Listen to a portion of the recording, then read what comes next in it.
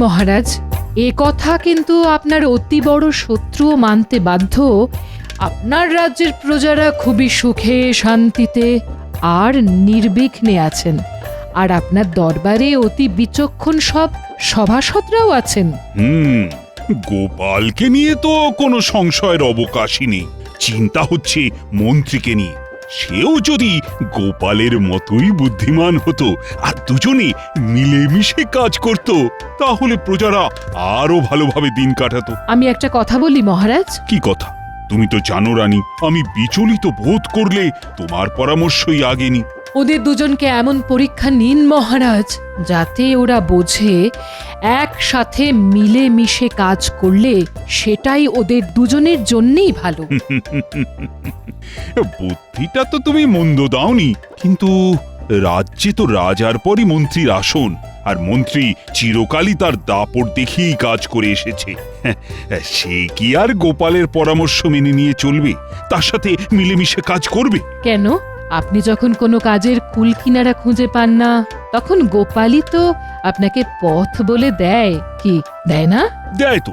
আমি ওর বুদ্ধি কাজে লাগাই বলে মন্ত্রীও সেটা মেনে নেবে তা ভাবছো কেন?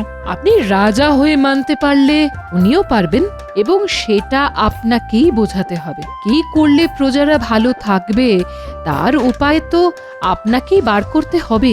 আমি শুধু পথ বলে দিতে পারি, পথে যেতে গেলে কোন দিক ধরতে হবে সেটা আপনার ব্যাপার।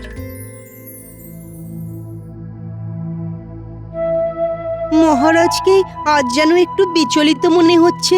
মহারাজ, আজকাল নিত্য নৈমিত্তিক জিনিসপত্রের যা দাম বেড়েছে, তাতে সংসার চালানো দায় হয়ে উঠেছে। যদি বেতনটা একটু বাড়িয়ে দেন তাহলে খুব ভালো হয় মহারাজ। বেটা খালি সুযোগ খোঁজে কিভাবে মাখন দিয়ে মহারাজের কাছ থেকে বাড়তি বেতন আদায় করা যায়। সুযোগ সন্ধানী। ওসব বেতন টেতন বাড়াবো না, আর তোমাদের মধ্যে ঝগড়াটা বন্ধ করো। এমনিতেই একটা চিন্তা মাথায় ঘুরঘুর ঘুরঘুর করছে। মহারাজ, দুশ্চিন্তাগুলো কিন্তু পেটের ভেতরে বুদবুদ করছে।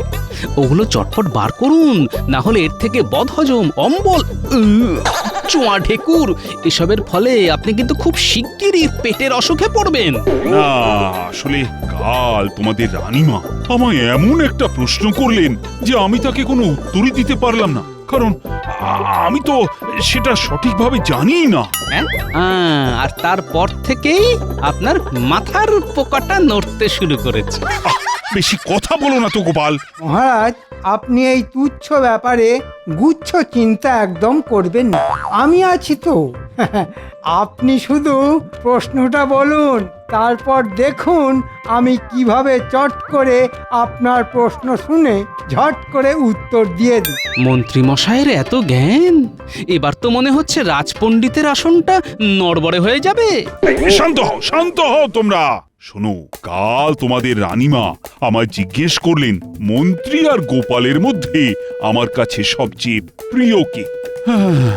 তো আমি রানীকে কোনো উত্তর দিতে পারিনি। সেই জন্যই আমি ঠিক করেছি তোমাদের দুজনের মধ্যে আমি একটা ছোট্ট পরীক্ষা নেব, আর যে ওই পরীক্ষায় জিতবে সেই আমার প্রিয় পাত্র হবে। পরীক্ষা? পরীক্ষা। কাল সকালে তোমরা দুজন দুটো গাড়িতে করে 10টা করে কলসি নিয়ে ওই দূরে নদীতে গিয়ে জল ভরে নিয়ে আসবে। যার বেশি সংখ্যক কলসি রাজবাড়িতে আসা অবধি জলে ভর্তি থাকবে, সেই আমার প্রিয় পাত্র হবে।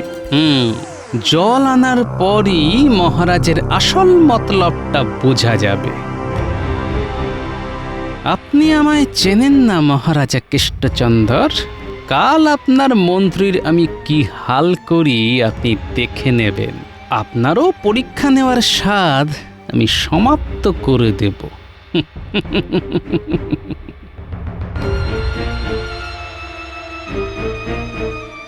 বাবা, মন্ত্রীমশাই কালকের পরীক্ষার প্রস্তুতি এখন থেকে শুরু করে দিয়েছেন। আপনাকেও কাল মজা দেখাচ্ছি।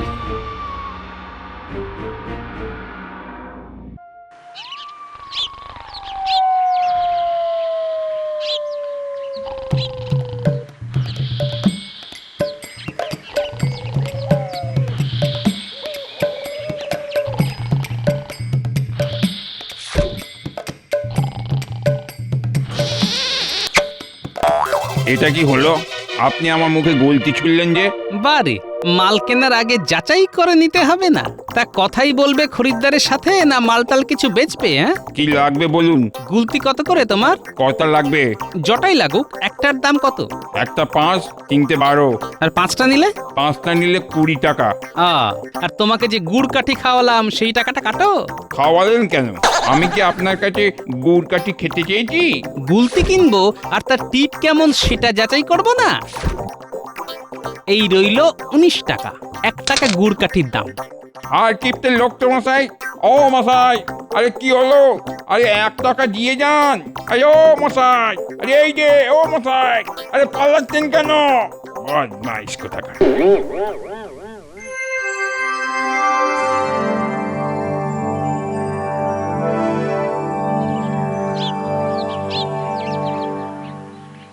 আরে মন্ত্রী মশাই যে, আপনি এই রোদ মাথায় করে যে আগে আমায় যদি একটা খবর দিতেন, আমি তো পৌঁছে যেতাম। একটা বিশেষ দরকারেই তোমার কাছে আসা, একটু বিপদে পড়ে গেছি, তোমার সাহায্যের দরকার। আরে আরে বলুন না মন্ত্রী মশাই, আপনি এত কিন্তু কিন্তু করছেন কেন? আপনি আমায় আদেশ করুন, দেখুন আমি পালন করি কিনা। শোনো, কাল একটা প্রতিযোগিতা হবে মন্ত্রীমশাই আর গোপালের মধ্যে। বেশ বেশ বেশ, আমরাও দেখব সেই প্রতিযোগিতা। তার জন্য আমাকে কেন দরকার পড়লো? তোমাকে আজকের মধ্যে 10টা 20টা মাটির কলসি বানাতে হবে। 20টা আজকের মধ্যে? হ্যাঁ, 10টা মন্ত্রীমশাইয়ের জন্য আর 10টা গোপালের জন্য। তা সে কোথায় গোপাল? সে এলো না কেন? আসবে, গোপাল এসে পৌঁছানোর আগেই আমি এলাম তোমার সাথে একটু মানে সামান্য দরদাম সেরে নিতে। দরদাম আর কি করব আপনাদের সাথে? 10টার দামে 100 টাকা দেবেন? গোপালেরটা নিশ্চয়ই গোপাল দেবে। শোনো, আমি আমার 10টার দাম 200 টাকা দেব, আর গোপালের থেকে তুমি 50 টাকা নিও। একই জিনিসের 2 রকম দাম কেন রাখবো হুজুর? জিনিস একই রকম তো তুমি বানাবে না, আমার কলসিগুলো পোড়া মাটি দিয়ে বানাবে। আর গোপালের কলসিগুলো? ওগুলো কাঁচা মাটি দিয়ে বানিয়ে তার ওপর ভালো করে রং করে দেবে। তাহলে তো জল ভরতে গেলেই। ওইটাই তো চাই, রাজবাড়ি আস্তে আস্তে যেন সব মাটি গলে যায়। গোপাল তো অন্য কারোর থেকেও কলসিগুলো কিনতে পারে। সেই জন্যই তো অর্ধেক দামে তুমি ওগুলো ছাড়বে, আর বাকি টাকাটা তো মন্ত্রীমশাই পুষিয়েই দিচ্ছেন তোমায়। কি কানে ঢুকলো কথাগুলো নাকি? পরিমাণটা একটু বাড়াতে হবে এই আর কি। একদিনের মধ্যে এতগুলো কলসি বানানো, তার মধ্যে আবার 2 ধরনের মাটি দিয়ে, তার মধ্যে গোপালের কাছে ধরা পড়ার ভয়ও তো একটা আছে। ব্যাটা ঝোপ বুঝে কোপ মারছে। কি আর করা যাবে, দর বেশি দিতে হবে, সময় নেই হাতে বেশি। গোপাল যখন তখন এসে পড়বে।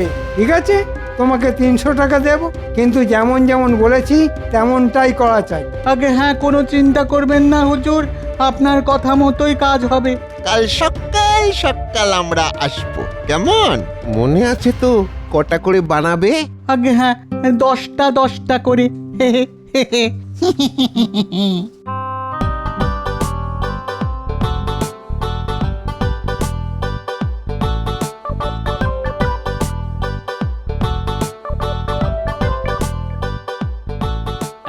এই দেখ ন্যাপলা, গুলটে, পুঁটি, তোদের জন্য কি এনেছি। দেখি দেখি দাদু কি এনেছো দেখি। আরে বাস, গুলতি! তা দাদু, আজ আমাদের হঠাৎ করে গুলতি উপহার দিচ্ছ যে? নিশ্চয়ই কিছু করতে বলবে, কিন্তু হ্যাঁ, এবারে আমাদের ওই রসগোল্লা না খাওয়ালে আর কিচ্ছুই করব না। আরে হবে হবে হবে, সব হবে। রসগোল্লা, সন্দেশ, পান্তুয়া সব হবে। তার আগে এই গুলতি দিয়ে কি করতে হবে সেটা শোন। কি করতে হবে দাদু? বলি এই বয়সে কি ভীমরতি হয়েছে? হ্যাঁ, বাচ্চাদের এসব কি শেখাচ্ছ? আহা, তুমি যাও তো এখান থেকে গিন্নি। এগুলো যে কতটা কাজের জিনিস সেটা তোমাকে পরে বলছি। শোন, 1 চোখ বন্ধ করে আগে নিশানাটায় টিপ করবি, তারপর এইভাবে পাথর নিয়ে টেনে ধরবি, এইভাবে।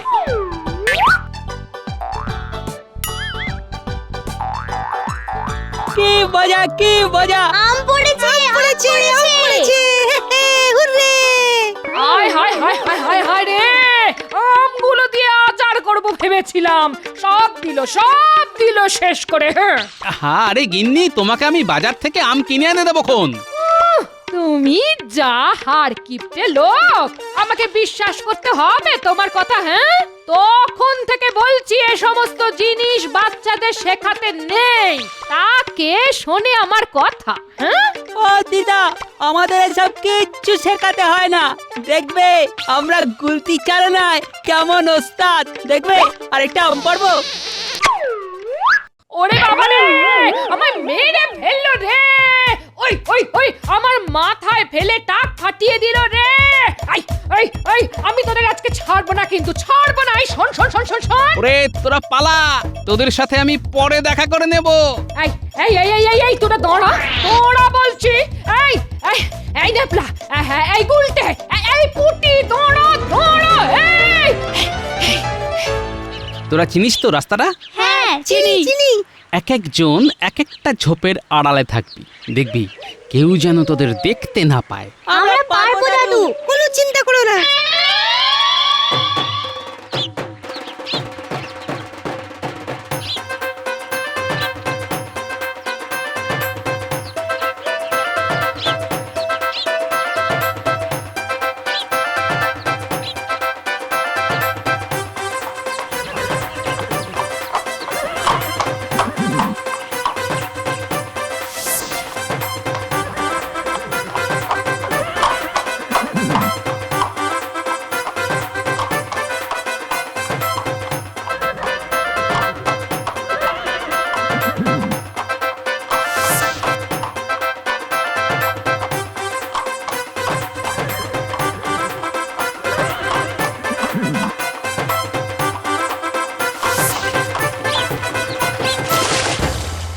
তোলো না, তোলো, ভালো করে জল তোলো।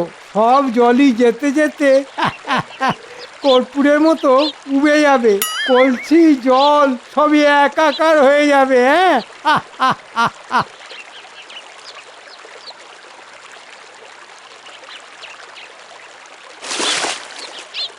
যান না, যান, আগে আগে যান, জিতবেন না প্রতিযোগিতা। যেতে যেতে এই সব কলসি ফুটুস।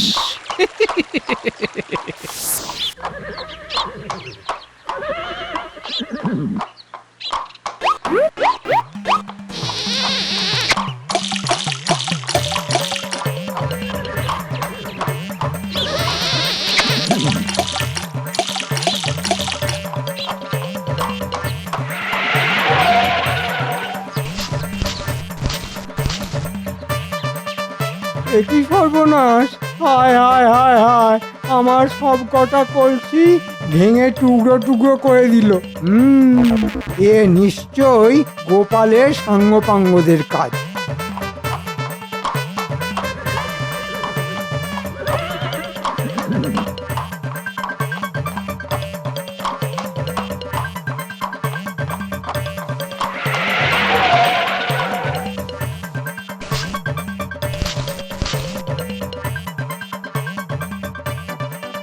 কি কলসিগুলো সব গেল কোথায়? এদি শুধু কাদামাটি পড়ে আছে। এই ঠিক মন্ত্রীর কাজ, বেটা কুমোরকে কিছু করে হাত করেছে। তাই তো বলি, কুমোর কলসির এত কম দাম কেন নিল?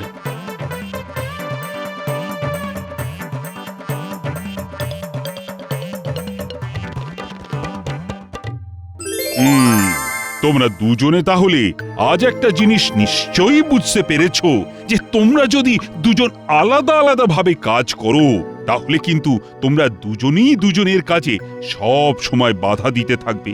কিন্তু যদি তোমরা দুজন একসাথে মিলেমিশে কাজ করো, তাহলে সেটা তোমাদের দুজনের পক্ষেই মঙ্গল। কিন্তু মহারাজ, আমাদের দুজনের জন্য সেটা মঙ্গল হলেও আপনার কিন্তু এতে ঘোর বিপদ হবে। আচ্ছা, তাই বুঝি। তা বেশ, তো বাজি রইল তোমার সাথে। দেখি তোমরা দুজনে মিলে আমার কেমন ঘোর বিপদ আনতে পারো, হ্যাঁ? তা বেশ তো, এবার না হয় একজোট হয়েই যুক্তি করুন আপনারা। আমরাও তো দেখি কার বুদ্ধি বেশি। রাজামশাইয়ের একার না তোমাদের দুজনের?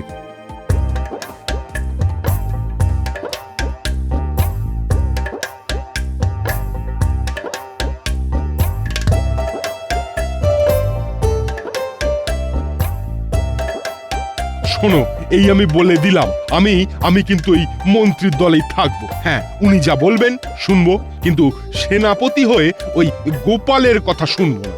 গোপালকেই মন্ত্রীর কথা শুনে চলতে হবে। তা তো ঠিকই, শুনতে হবে বই কি, মন্ত্রী বলে কথা, তার কথার তো আর অন্যথা করা যাবে না। গোপালের বুদ্ধি কিন্তু মন্ত্রীকেও টেক্কা দেয়। তবু মন্ত্রী বলে কথা তো, কি করে তাকে টপকে ওই গোপালের দলে গিয়ে নাম লেখাই? এ তো তাহলে ওই ঘোড়া ডিঙিয়ে ঘাস খাওয়া হবে। আর তাছাড়া আমাদেরও তো পদমর্যাদা বলে একটা ব্যাপার রয়েছে নাকি? তা যথার্থ বলেছেন। আমরা প্রজাদের কাছে তো আর নিজেদের হাস্যকর করে তুলতে পারি না। ওই যে শুরু হয়ে গেছে মন্ত্রীর লোকেদের কুটনামি। এরা সব মন্ত্রীর তোষামতকারীর দল। আরে এটা বোঝে না এরা মন্ত্রীর এত বুদ্ধি কোথায় গোপালের মতো।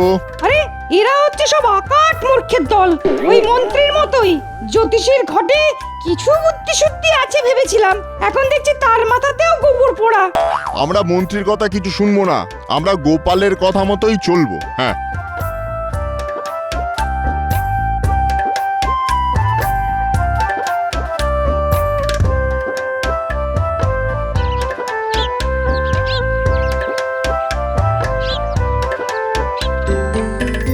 কই গো গিন্নি, চান করে তো মাথা মোছা হয়ে গেল। আজ কি দুমুঠো ভাত পাবো না নাকি? আজ রান্না বান্না কিছু হয়নি। হ্যাঁ, সে কি, কেন? বলি বাচ্চারা যে তোমাকে প্রতিযোগিতায় সাহায্য করলো, তার কোনো দামই কি ওরা পাবে না? হ্যাঁ, তা কি দাম চাই ওদের? কেন? ওদের আজ কিছু ভালো মন্দ খাওয়াতে হবে। হ্যাঁ, তুমি নাকি বলেছিলে ওদের রসগোল্লা সন্দেশ খাওয়াবে। ওরা যে ওই ঝোপে ঝাড়ে বসে থেকে ওইভাবে কলসিগুলো তাক করে ভাঙলো, বলি তার কি কোনো দাম দেবে না তুমি? এই এই বুড়ো, দাম দেবে কিনা বলো? হ্যাঁ, না হলে কিন্তু আজ থেকে ওরা অনশনে বসবে। হ্যাঁ, বেশ, তাই হবে।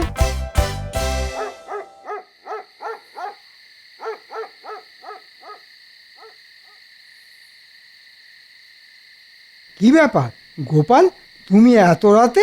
মন্ত্রীমশাই, আমার মাথায় একটা চমৎকার পরিকল্পনা এসেছে, যা দিয়ে রাজামশাইকে কাবু করে ফেলা যাবে।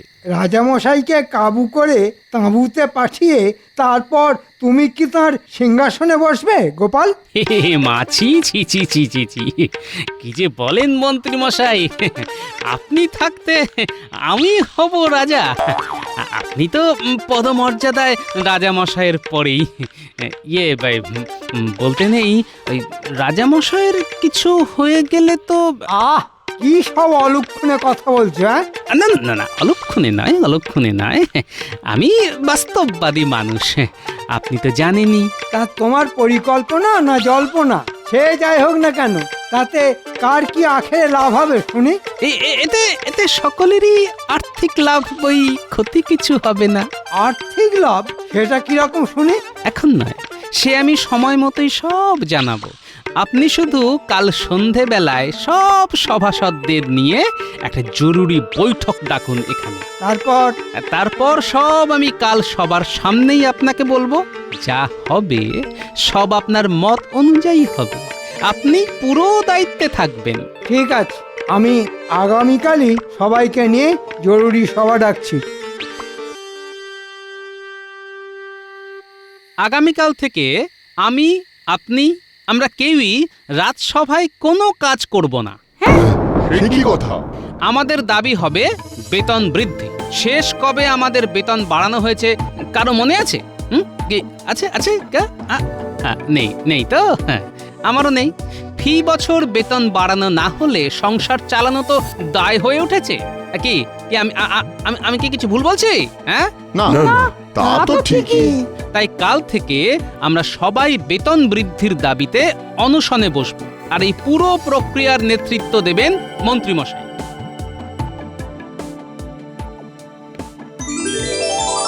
আমরা আপনার কোনো কথা মানছি না, মানবো না। অবিলম্বে আমাদের 5% হারে বেতন বৃদ্ধি করতেই হবে, করতেই হবে।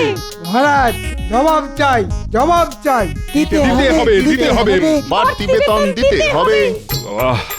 কি কক্ষণে কি কক্ষণে যে আমি গোপাল আর মন্ত্রীকে এক করার কথা ভেবেছিলাম। ভগবান, আমার এখন কপাল চাপড়াতে ইচ্ছে করছে। আমি তোমাদের সবার দাবি মেনে নিলাম। জয় মহারাজ কৃষ্ণচন্দ্রের জয়। জয় মহারাজ কৃষ্ণচন্দ্রের জয়। জয় মহারাজ কৃষ্ণচন্দ্রের জয়। তবে আমার একটা শর্ত আছে। কি শর্ত মহারাজ? তোমাকেও গোপালকে আবার আগের মতোই আলাদা আলাদা থাকতে হবে। মহারাজ, এই গরিবের কথা বাসি হলেও মিষ্টি লাগে।